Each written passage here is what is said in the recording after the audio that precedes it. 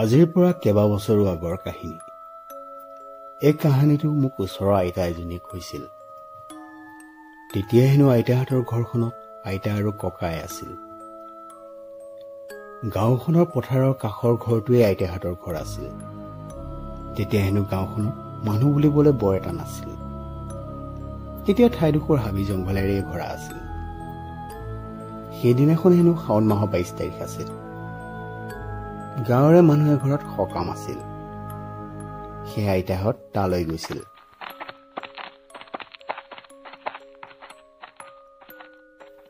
ৰাতিলৈ হেনো ভোজ আছে। সেইবাবে দিনতে এপাক আহি ঘৰৰ কামবোৰ কৰি ললে। ককায়ো পথাৰৰ পৰা গৰু ছাগলীবোৰ আনি ভালদৰে বান্ধি ললে।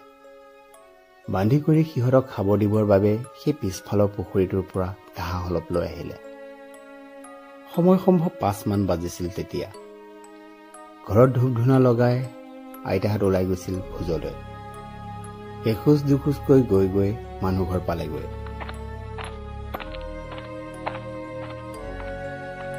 মানুহ ঘৰ পাই হেনো সকলো কাম কৰাত লাগিছিল। নিশা 10 মান বজাত সকলো খাবলৈ বহিছিল। খাই বৈ উঠি সকলোকে মাত লগাই আইতা হেনো ঘৰলৈ আহি আছিল। ককাৰ হেনো আহোঁতে পলম হ'ব। আইতা আহি থাকোঁতে হেনো বহুত শিয়ালৰ শব্দ শুনিছিল।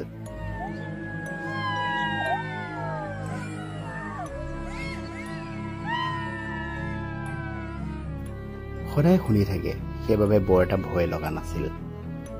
বেছি মন নিদি আহি আহি ঘৰ পালেহি। ঘৰৰ দৰজাখন খুলি লেমৰ পোহৰটো বহাই দৰজাখন মাৰিব লৈছিলহে, তেনেতে পিছফালে গৰুবোৰে চিঞৰি উঠিছিল।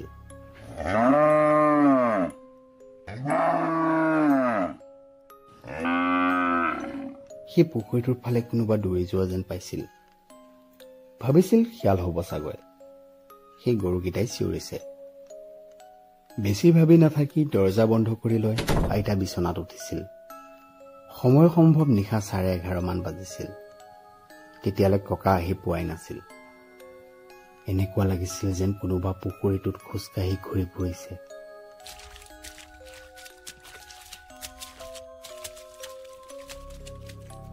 হাতত লেম্পটো তুলি লৈ আইতা ওলাই যাব লৈছিলহে, তেনেতে আগফালৰ পৰা দৰজাখনত শব্দ এটা হ'ল।